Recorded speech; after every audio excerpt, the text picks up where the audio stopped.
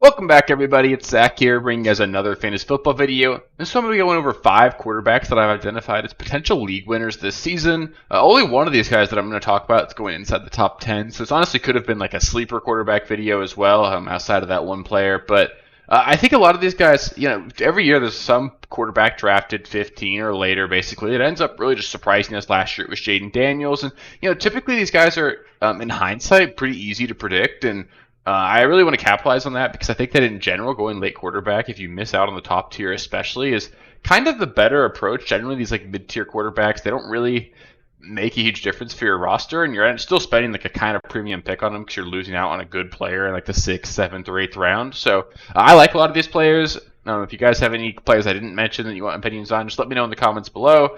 Any disagreements or anything, love to discuss that with you guys in the comments as well below. So yeah, that being said, let's just get into it. It should be a fun one.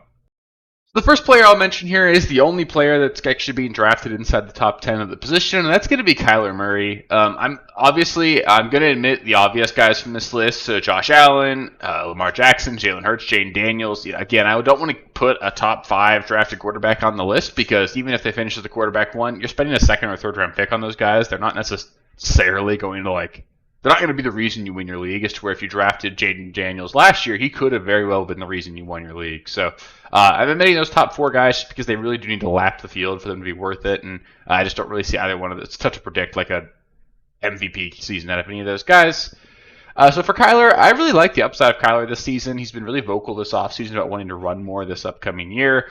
We need that. Actually, last year was the least carries per game Kyler Murray has had in his entire career. It's also his most efficient carry season in terms of yards per carry, though. So there's a lot of room there.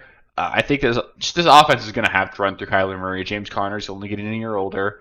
After the bye last season, we saw them really flip the script. They went from a 42.4% neutral pass rate throughout the first 9 weeks to a 50.2% pass rate after their bye for the final 8 games. So that's a half season right after the bye. That looks like a clear trend there, and I don't necessarily need to spell it out for you guys, but more pass attempts is going to be more points for your quarterback. So that's certainly something we want to see. And then you've got Arnold Harrison Jr. going into year 2. That can't hurt. McBride going into year 3. That can't hurt either. McBride should be an ascending player as well. And as the quarterback 9 off the board, the risk is really not all that high. Last year, you were drafting him as a quarterback 6 or 7, so you were drafting him as a guy that you had to start every single week. You can cut the cord on Kyler if he has a disappointing season again. Not that he was horrible last season; it was just relatively inconsistent, but he's being drafted right after Bo Nix, who's going 8th off the board, right before Jared Goff is going 10th off the board. And of those 3 guys, I think it's really clear which one of these guys is the most upside. If I were to tell you that one of the guys, one player, outside of the obvious top 4, and then I'll throw Joe Burrow in there, so 5 tier 1 quarterbacks. If I were to tell you guys anybody outside of them finishes the quarterback 1 this season, I think Kyler Murray's got honestly the best shot to do it. He's got legitimate 800 rushing yard upside. He's actually a really good passing quarterback as well. This offense could certainly take a step forward, and I like Kyler a lot. He's going to be a guy that I'm going to have on a lot of my rosters if I don't wait more on quarterback. Now we're getting into some of the later quarterbacks that I think really, again, this could have really easily been a sleeper quarterback video, but these are guys that I like quite a bit. I've got a lot of exposure to these guys in best ball, and they're guys that I do think are pretty significantly underdrafted. But we'll start things off with Drake May here. He really just meets all the criteria for a surprise high-end finish at the quarterback position. Coming into year 2, we'd expect him to ascend in terms of touchdown production, yardage, just overall familiarity with the system. He should only be better this season than he was last year, and I don't think a lot of people really realize how mobile Drake May is. He only had 4.2 carries per game last season, and he still finished with over 400 rushing yards. For context, we've seen Kyler and Lamar, guys with over 8 carries per game. Jaden Daniels last season. If we saw that spike, which I think could easily happen, they were sort of protecting Drake May a little bit last year, we could easily see him touch the 600 to 700 rushing yardage mark, which would be absolutely massive. That gives you a huge floor for any fantasy quarterback. And then I think Drake May is actually a really talented passer with the football as well. There were really no weapons to work with when your number 1 target is Demario Douglas, and it's not really close. That's a tough spot to come in as a rookie and perform at a high level. And he's only had 17 total touchdowns last year. That could easily bump up to 30 if he has a really high-end year. Again, not saying he's going to be elite, go out there and throw for 50 touchdowns or anything, because the weapons are still not great. They did, however, add Stephon Diggs and Kyle Williams.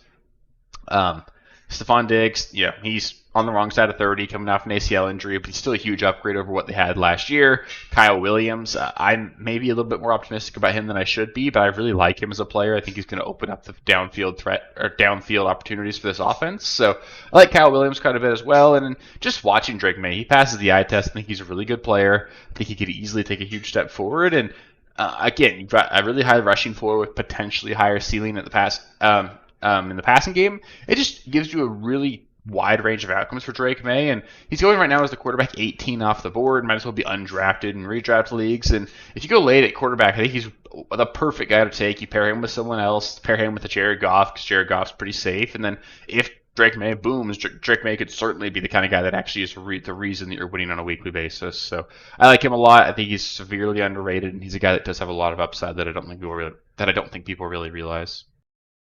All right, this one's a little probably too deep. This one probably should have been on a sleeper video, but I just have to mention Anthony Richardson because he might not even be the starting quarterback for the Colts in Week 1. So I don't want to necessarily say this is a likely one. This is certainly a wide range of outcomes here, but and there's a reason he's being drafted as the quarterback 28 off boards right now.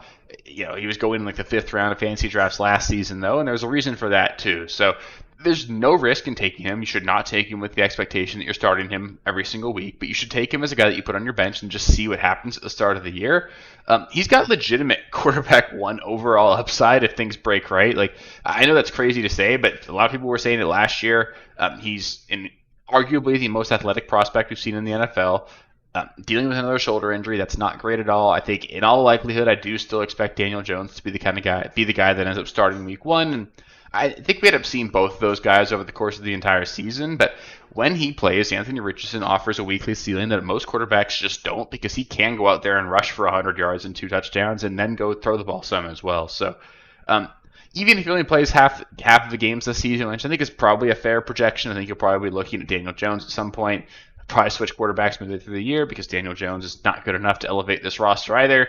I think every week he starts, he's going to be a really viable streaming option, and if he ends up just taking a hold of the job, if things break right, if he does just progress as a passer just a little bit, 47% completion percentage is not going to do it for you very well last year. There's a ton of upside here. I guess all I'm really arguing here with Richardson is that I don't want to forget about him because there's a reason he was being drafted so highly last year. Obviously, it didn't work out at all. Injuries, poor play, but the athleticism is still there. I mean, there's a reason, like, you don't have to be good in the NFL to be good for fantasy. Look at Justin Fields for a couple years in Chicago, had a quarterback 5 finish, and got cut basically the next year. So you don't have to be good for your NFL team to be really good for fantasy. Anthony Richardson, I don't think he's very good for the NFL, but in games he's starting, he's going to be a really high-end performer for you in fantasy, and it's just tough to forget about a guy like that. He'll probably be a common streaming option at some point this year, and there's at least a lot of upside associated with him, so just don't forget about him. Here's a guy that I'm actually really excited about, and it's J.J. McCarthy. I don't think people realize how athletic J.J. McCarthy is. He ran a 4.57 40-yard dash that puts him in the 94th percentile, 90th percentile agility with the cone drill. He's an athlete. I don't think people realize that, and I know he's coming off the injury, but he's young enough. I think there's a lot of reason to expect him to be more mobile than people give him credit for, more mobile than Sam Darnold was last year. And then, there's not really any better situation for a rookie, or in this case, a second-year player to come into. You've got Justin Jefferson, arguably the best wide receiver in the NFL. Jordan Addison, one of the best number 2 wide receivers in the NFL. TJ Hawkinson, a really elite tight end. That's a really awesome trio for any quarterback. And then you're comparing that with Kevin O'Connell, one of the best offensive minds in the NFL. There's a reason that Sam Darnold went from being effectively out of the league to being the quarterback 9 in fantasy last season. I think it's fair to assume that J.J. McCarthy, drafted in the first round last year, is going to be better than a guy that was on his way out of the NFL. So if he can perform at a better level than Sam Darnold did last year and offer a little bit more rushing mobility, like quarterback 9 seems like, I'm not saying to say it's the floor there, but for him to be drafted right now as the quarterback 20 is just far too low. He's a guy that I do think has a really great shot to finish inside the top 12 this season. And, he could certainly put up a spike touchdown season, throw 40 touchdowns, rush for 400 yards, and end up being a top 5 quarterback this season. And he's a really great late round target, so what I'm super excited about. I want to get a lot of J.J. McCarthy. And again, I know he's technically never played a game, but he's also not a rookie here. So, like Patrick Mahomes won MVP his second year. He only played 1 game in his rookie season. Those almost redshirt years, they really do help you just understand the game a lot better. I don't think he's going to come in and have like those rookie struggles that a lot of guys do. And again, I'm not saying he's Patrick Mahomes. He's not going to come out here and throw for 5,000 yards and 50 touchdowns this year. But I think there's a world where he throws for 4,540 and adds a couple hundred rushing yards, and that would make him an incredibly valuable fantasy asset. So quarterback 20 is just way too low. I'm going to have a lot of J.J. McCarthy this year if he stays right there. And the last quarterback I'll touch on, and you've probably noticed a trend with all of the guys I talked about here, is that they are mobile quarterbacks. Those are the kind of guys that can have spike seasons and give you production that you weren't necessarily projecting at the start of the season. But Justin Fields, he's got to be mentioned. The formula here is pretty easy. If he manages to stay healthy and then runs as much as we know he can, he's going to be pretty good for fantasy. He's currently going as the quarterback 15 off boards, so you're not drafting him as a guy that you need to start every single week, which is a plus because he's not a guy that I would feel comfortable with as my quarterback 1 going into the season. And, the weapons aren't great, but they're also not a whole lot worse or really any different than what they were when he was in Chicago. Go back to 2022. Hit a quarterback 5 overall finish, rushed for over 1,000 yards. Not many quarterbacks can actually rush for that many yards. In fact, I think it'd be fair to say that only him, Jaden Daniels, and Lamar even have that kind of ceiling this year. So that built-in rushing upside is certainly valuable. He was just fine for fantasy that year. DJ Moore being his only wide receiver. He's basically got one receiver again this year. It's Garrett Wilson, and I think they're similar levels of talent. A lot of people would argue Garrett Wilson's better than DJ Moore, and if you can leave with him like as your only quarterback, I think you're fine with that. Like to start the season, you get the Steelers, not a great game, but revenge game for him kind of. And then you got Bills, Buccaneers, Dolphins, and Cowboys. So for the first 5 weeks, he's got pretty plus matchups against teams that are going to score a lot of points. And you could easily see Justin Fields trailing, have to run the ball a lot, and really put up some spike numbers. And even the Steelers defense isn't really one that scares me. So I think Justin Fields is a guy that should start the season pretty well. He's got a ton of rushing upside, and he's being drafted outside the top 12. So if he ends up rushing for over 1,000 yards this season, which again, I'm not saying he's going to because it's really tough to project that kind of thing, but he can do that. And if he does that, he's going to be a rock star for fantasy. So just don't forget about Justin Fields. He's a guy that should be drafted in every draft, either as a late round quarterback 1 for you or as your quarterback 2 just to see what happens, because very few quarterbacks have the upside that Fields does for you. That'll do it for 5 quarterbacks I think could be top or league-winning quarterbacks for you guys in 2025. Up next, I'll be going over some guys that I think could be league winners at the tight end position, so stay tuned for that video. If you haven't seen it already, I put out videos like this going over the running back and the wide receiver position as well, so I highly recommend you guys watch those. And then, if you haven't subscribed to the channel, make sure you do that. There's going to be 3 or more videos every single week the entire rest of the offseason. You guys will get even more content than that during the regular season. I'm going to be here all year long, and we're going to win some championships together. So stick around. Should be a fun season. Really starting to get excited about football.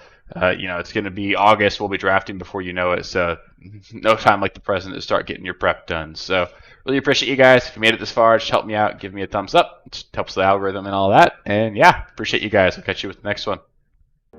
Thank you guys for watching. If you haven't already, please be sure to subscribe to the channel, like the video, check out these other videos here if you haven't. If you want more content, please feel free to follow me on Twitter at RealSteelFFB. I'll be more active on there as the season goes on. Thanks. Catch you later.